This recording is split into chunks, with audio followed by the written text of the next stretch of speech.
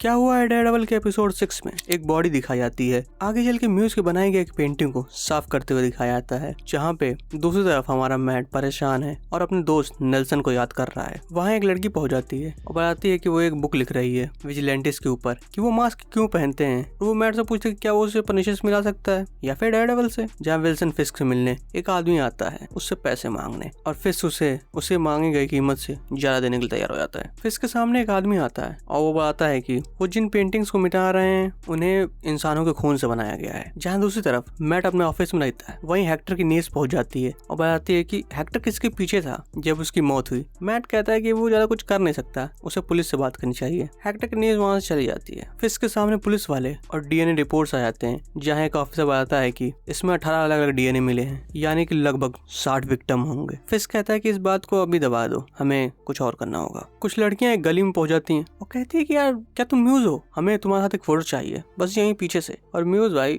उनकी पेंटिंगें बना देता है। फिर विल्सन फिस्क पहुंच जाता है एक पार्टी में ताकि वो लोगों को कन्विंस कर सके, ताकि वो बिल्डिंग गिरा के नई बिल्डिंग बना सके। पर वहाँ उसकी दाल गलती नहीं है, लेकिन पीछे से आता हमारा डैनी और कहता है सर एक जरूरी काम आ गया है। फिर वो लोग जाके देखते हैं वो लड़कियों की पेंटिंग भाई कि म्यूज ने फिर से क्या हरकत की है। फिर मैट के सामने उसका दोस्त पहुंच जाता है और बताता है कि उसे खबर मिली है कि जो पेंटिंगें बन रही हैं उसमें इंसानों का खून यूज किया जा रहा है और लगभग 60 विक्टिम है। जो लोग गायब हो रहे हैं वो उन्हीं का खून इस्तेमाल कर रहा है, क्योंकि वही उसे गायब कर रहा है। तो म्यूज को और म्यूज जैसे लोगों को ठिकाने लगाने के लिए विल्सन फिस्क बनाता है एक नई स्पेशल टीम जिनके पास स्पेशल पावर होगी, जिसका नाम है एंटी विजिलेंटी, जिसमें है वो ऑफिसर जो कि अपने काम करने के लिए किसी को मार भी सकते हैं। और आप जानते हैं इनमें से कई सारे लोगों को। जहाँ हेक्टर की नीज म्यूज को ढूंढते ढूंढते एक ट्रेन वाली गली में पहुंच जाती है और उसके बाद हेक्टर घर से मैट को फोन आता है, क्या एंजेला तुम्हारे साथ है, वो तुमसे मिलने गई थी और अब तक वो घर नहीं आई है। मैट को समझ आता है कि शायद वो उनके पीछे गई है, तो वो 911 उनको कॉल करता है। लेकिन जैसे वो कॉल उठाते हैं मैं सोचता है कि लगता है अब उसे ही कपड़ा पहनना पड़ेगा। खोलता है गेट, जहाँ म्यूज एंजेला को ले जाता है और उसकी बॉडी से ब्लड निकालने लगा। और फिर म्यूज के पास पहुंच जाता है डेयरडेविल, जहाँ दूसरी तरफ विल्सन फिस्क पहुंच जाता है एडम के पास एक कुल्हाड़ी लेके। म्यूज और डेयरडेविल लड़ते हैं। म्यूज बड़ा तगड़ा चला रहा होता है चाकू, लेकिन कुछ खास फर्क नहीं पड़ता क्योंकि डेयरडेविल के पास उसका गजब सूट। और इसमें डेयरडेविल इतना ब्रूटल हो गया कि भाई लगता है कि इस बार मार ही देगा बिल्कुल। लेकिन वो हार्ट बीट सुनता है, एंजेला की हार्ट बीट धीरे धीरे बंद होने लगती है। तो फिर उसे म्यूज को छोड़ना पड़ता है ताकि वो एंजेला को बचा सके, और अगला ही पल म्यूज वहां से गायब हो जाता है। लेकिन दूसरी तरफ क्या हुआ है, विल्सन फिस्क उतरता है नीचे,